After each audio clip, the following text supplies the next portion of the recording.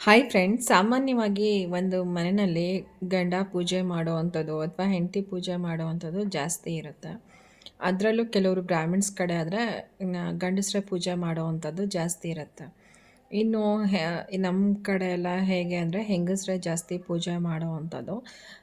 ಏನಂತ ಹೇಳಿದ್ರೆ ಹೆಂಗಸರು ಪೂಜೆ ಮಾಡಿದ್ರೆ ಅಥವಾ ಹೆಂಡತಿ ಪೂಜೆ ಮಾಡಿದ್ರೆ ಗಂಡ ಮಕ್ಕಳಿಗೆ ಒಳ್ಳೆಯದಾಗತ್ತಂತೆ. ಇನ್ನು ಗಂಡ ಪೂಜೆ ಮಾಡಿದ್ರೆ ಕುಟುಂಬಕ್ಕೆ ಒಳ್ಳೆಯದಂತೆ. ಆದರೆ ತುಂಬ ಜನ ಏನು ಮಾಡ್ತಾರೆ ಅಂದರೆ ಮಕ್ಳ ಹತ್ರ ಪೂಜೆನೇ ಮಾಡಿಸೋದಿಲ್ಲ. ಅವರು ಒಂದು ವಯಸ್ಸಿಗೆ ಬರೋವರೆಗೂ ಮಕ್ಕಳು ಮಾಡಿದ್ರು, ಮಾಡದೇ ಇದ್ದರೆ ಇಲ್ಲ, ಆ ರೀತಿ ಇದ್ಬಿಡುತ್ತೆ. ಆದರೆ ಈ ರೀತಿ ತಪ್ಪು ಮಾಡಲಿಕ್ಕೆ ಹೋಗಬೇಡಿ. ಆದಷ್ಟು ನೀವು ಪೂಜೆ ಮಾಡಿದ್ಮೇಲೆ ಅಥವಾ ನೀವು ಹುಷಾರಿಲ್ಲ ಅಂದಾಗ ನೀವು ಮಾಡೋ ಪೂಜೆಗಳ ಜೊತೆಯಲ್ಲಿ ಮಕ್ಕಳನ್ನ ಸೇರಿಸ್ಕೊಂಡು ಪೂಜೆ ಮಾಡಿಸಿ. ಯಾಕಂದರೆ ಮಕ್ಕಳು ಪೂಜೆ ಮಾಡಿದ್ರೆ ಇಡೀ ವಂಶನೇ ಕಾಯುತ್ತಂತೆ, ಅದು ಪೂಜೆ ವಂಶನೇ ಕಾಪಾಡುತ್ತೆ ಅಂತ. Thank you.